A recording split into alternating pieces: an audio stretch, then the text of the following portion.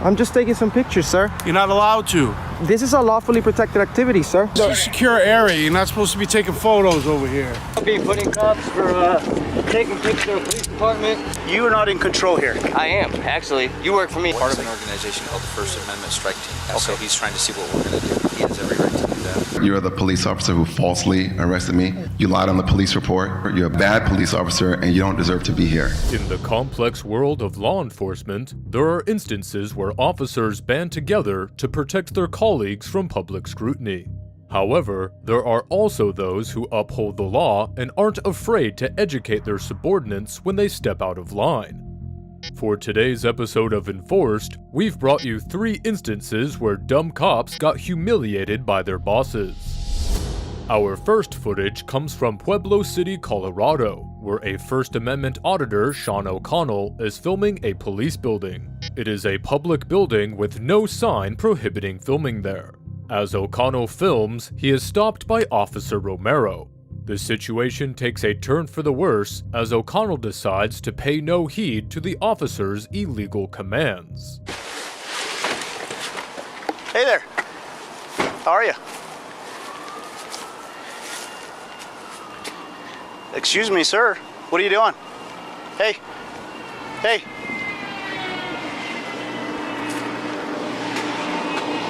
I'm asking you a question. Who are you? Why are you taking pictures of the department? Sir.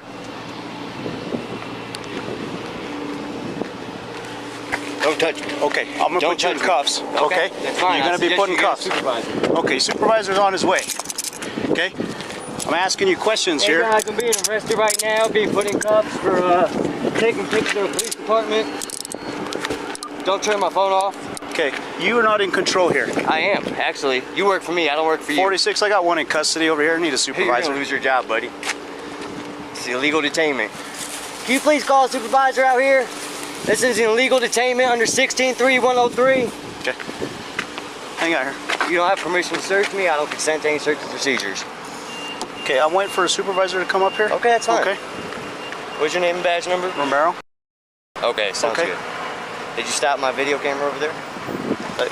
I'm not messing with your phone, okay? As O'Connell not only protests, he also cites the law that Officer Romero has broken while illegally detaining him.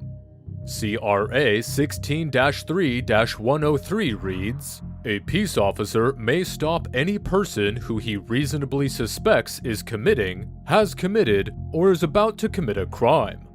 O'Connell rightfully asks what crime he has committed as he has only been filming a public building. Meanwhile, another officer arrives on the scene to assist Officer Romero in the illegal detainment. Can you tell this officer to take his hands off me and to uncuff me? Oh, I don't want to tell him anything. Okay. Yeah, wait till a supervisor gets here and you can talk to him from there, okay? All right, I'm done talking to you guys then. Okay. So what's up? He's taking a picture of the department, taking pictures of all our stuff here, so I don't know what he's doing. Try to talk to him, he's not talking to me, he starts walking away. Is that a reason to cuff me? Yeah, you're being detained right now. Yeah. For what? For what crime? Yeah. No, it's reasonable suspicion. Of what crime? Okay. You have to have reasonable suspicion of a crime to detain somebody. I am not going to speak to you. That's you can fine. speak to my supervisor when he gets here. You have me in cuffs right now. Okay, yeah. You're So being I'm gonna detained talk- at the moment, yeah. Because you're Soon after, Captain James Martin arrives at the scene. Officer Romero narrates the whole situation, but it appears that Captain Martin is well aware of O'Connell and what he does. He is visibly worried because he also knows that Officer Romero has cost the city and Pueblo PD big time due to his mistake. So I'm loading up. I'm loading up. This guy's on the corner. I thought he was taking a picture of the eagle on the department. He's like, oh, okay, no big deal. So I started, putting myself in my patrol vehicle. So he walks past it, and I was like, oh, he's leaving. Can you answer him? Can't talk right now, I'm busy. So he starts walking, so I back up, and then he's next to this corner now taking pictures. I'm like, what is he doing? So then he comes over, he starts taking pictures. It looks like he's taking pictures of these signs. I don't know if he's taking pictures of these cars or He's what. part of an organization called the First Amendment Strike Team. Is he? Yeah, Okay. so he's trying to see what we're going to do. Okay. He has every right to do that. Okay, and that's fine with that. I don't have. Uncuff him. Uncuff me. Uncuffed. Because I did nothing wrong. I was not breaking the law, and this officer just illegally detained me under CRS 16-103. I've seen your video, sir, and I know exactly what you're talking about. Who am I? First Amendment strike team. Okay. I know exactly who you are. Exactly. So you know I'm not out here doing anything illegal. I do. No, nothing. I do. And I'd like to file a complaint against this officer for deprivation of rights. You can actually go into the department. Okay. File a complaint if you'd like to. Captain Martin realizes that the entire department might be in trouble, so he berates Officer Romero right there and rues that he should have taught him about this kind of thing beforehand. Should have taught you before. But I understand totally what you're doing. So will you be suspended administratively until the thing is cleared out? No. He just broke the law. I understand He that. should be arrested. So an internal affairs investigation, if you want to file a complaint, will be conducted, and depending on the findings of that, it'll be dealt with depending on what... So is there going to be any issue with me getting his body cam information? That, you would have to go through our records division. Yep. I'm not sure how that works. In the meantime, Sergeant Reyes, who is the supervisor of Romero, reaches there while O'Connell continues to record everything on his own camera. Captain Martin seems embarrassed and flustered, and his efforts to appease O'Connell are readily apparent from his demeanor. Officer Romero keeps trying to leave the scene. Hey guys, call Pueblo Police Department and complain about Officer Romero badge number. He just detained me and said that he was detaining me because I chose not to answer his questions. I'm not really sure on how that works. I have to look at the policy on that. I believe that there's a charge. Here's Sergeant Reyes. He's the supervisor on the watch commander. And he might know. I'm not sure how that works. Actually, I can make a phone call and find out. I think I'd appreciate it. Thank you. You're good. I'm gonna go home. Yeah, you can go home.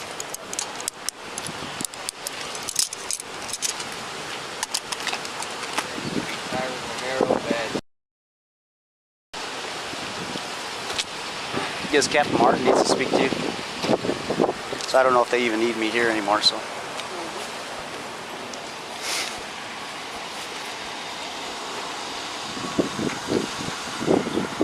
there a charge? Okay. Do you know what the charge is? Okay, I'll find out. Call records real quick. You have to submit a Freedom of Information Act for the body cam video. There's a charge. I'm not sure what the charge is. Okay. But I'm going to find out. I'm sure records can probably tell me. Yeah, I'm going to call just so you know now. Thank you, man. I appreciate all your help. What was your name, sir? No, I'm not going to do that. Okay. Thank you. Records. It's going to be a plate. They need me here, or should I leave? Just hang on. Huh? Just hang on. Officer Romero's illegal detainment ended up costing $41,000 to the Pueblo Police Department. O'Connell pressed charges and filed a complaint, but the case was settled outside of the court. First Amendment auditors continue to demonstrate the serious lapses in police training across the country. Officers should be aware of the law, and there should be departmental oversight preventing officers from overstepping beyond what they are mandated to do by law. Next, we take you to Tamarack, Florida, where karma strikes back Deputy Gallardo on his big day. Deputy Gallardo of the Broward Sheriff Office is receiving the Best Detective Award when the city commissioner tears into the sheriff's deputy for mistreating him 4 years back. I would like to make a comment. I want to congratulate all the BSO officers who've done such a great job. Thank you very much. Do all you can. Morning, Captain. Yeah. Joshua Gallardo, It's my line. can you come down for a second?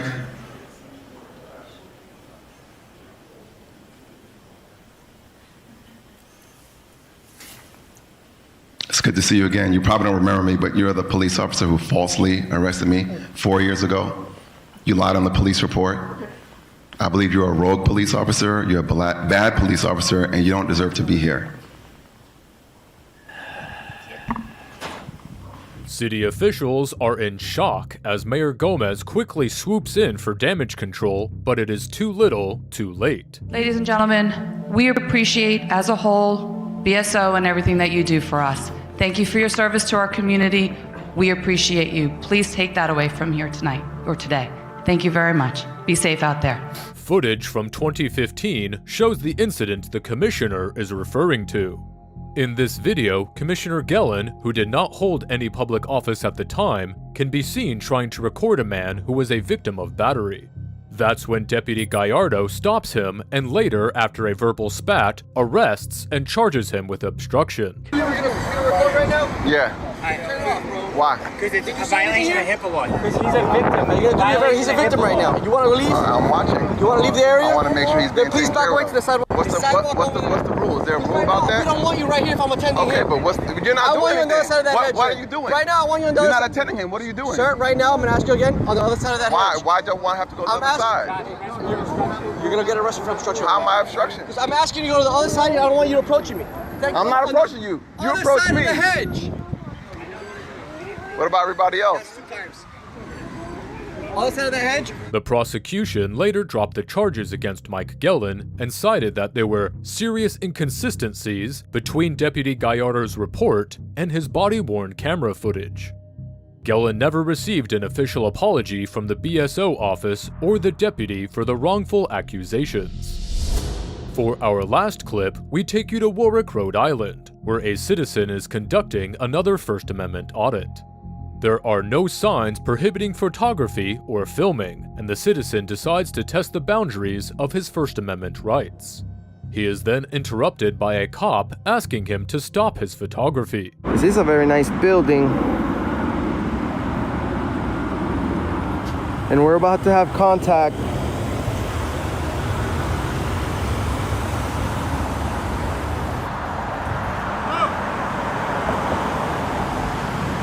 I'm okay, thanks. I'm sorry? I'm just taking some photograph from the public sidewalk. No, you're not. This is a restricted area. There's no Okay, photography can you give over me here. my space, please? I'm just taking some pictures, sir. You're not allowed to. This is a lawfully protected activity, sir. Do you know that we have This is a secure area. You're not supposed to be taking photos over here. I'm actually in a public sidewalk right now. This is the public. And you're taking pictures of a state facility where this I'm is just a working on a secure little area. story, sir. I understand. I'm just working on a little story, and I'll be on my way. I have no ill will. Photograph over here, okay? Sir, can you please give me my space because you're like... There's plenty of space in between us right Okay, now. okay. I'm just practicing my First Amendment right to film in I'm public. just letting you know you can't photograph over here. Sir, I have to disagree with you on that. This is a public sidewalk, and I'm just taking some pictures of your nice building. And you're taking pictures of a secure area where we bring the prisoners in. Well, I don't know what you guys do back here, but... I'm letting you know. Well, that's fine, sir. I'm in a public area. I'm asking you to leave now. Well, sir, you can't tell me to leave from a public area. I'm asking you to stop filming this area specifically. You can take pictures of the outside of the building. Not over here, you can't. Is that like a lawful demand? I am explaining to you what you're allowed to do, okay? I understand. I know what I'm allowed to do. I'm a photographer. I know my rights. I can film in Over public. here filming a secure area where prisoners are brought in. Well, sir, I don't know who you guys bringing in here. I'm just filming from I just public. explained that to you. Okay, well, that's fine, sir. I'm just So I'm taking going to some ask you to go somewhere else and take your photographs. Are you a supervisor? Can I speak to your supervisor? Because Absolutely. I'm just exercising my right to film in public, sir. Capitol Police, the Sheriff's Department. I need a supervisor out here. This gentleman seems to have an issue with the instructions I'm giving him.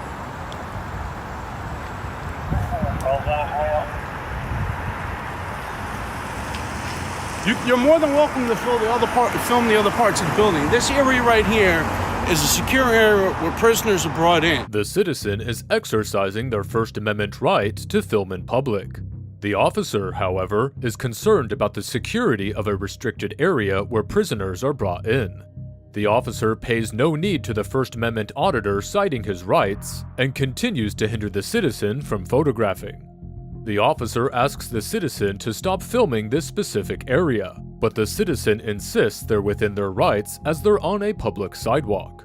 The officer then calls the sergeant, who is about to decide who's in the wrong. Sarge!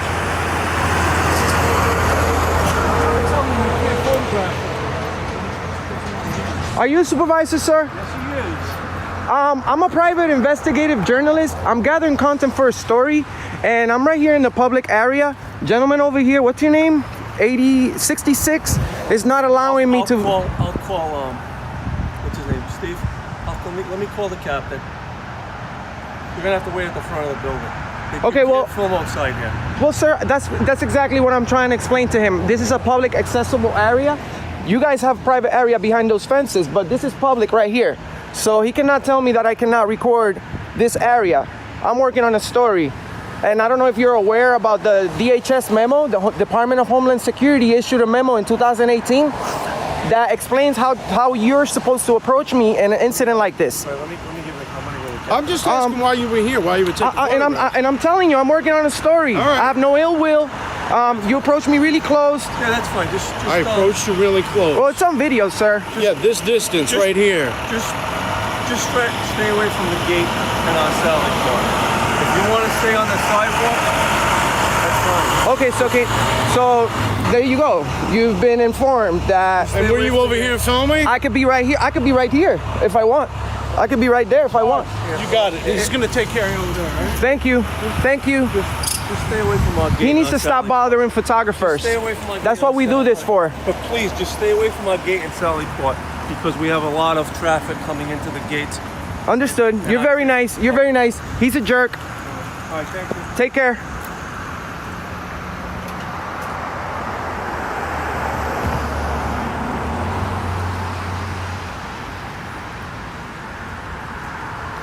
There you go, guys. Another walk of shame. Another walk of shame. Look at him. He walked all the way from over there to walk right back. The citizen identifies himself as a private investigative journalist and asserts his right to film in public areas, citing a 2018 Department of Homeland Security memo. The sergeant requests the citizen to stay away from the gate and cell block due to heavy traffic. Despite some initial tension, the officer goes away without further bothering the auditor. However, this occurs only after the officer's supervisor steps in to rectify the situation and teach the officer what the law truly says.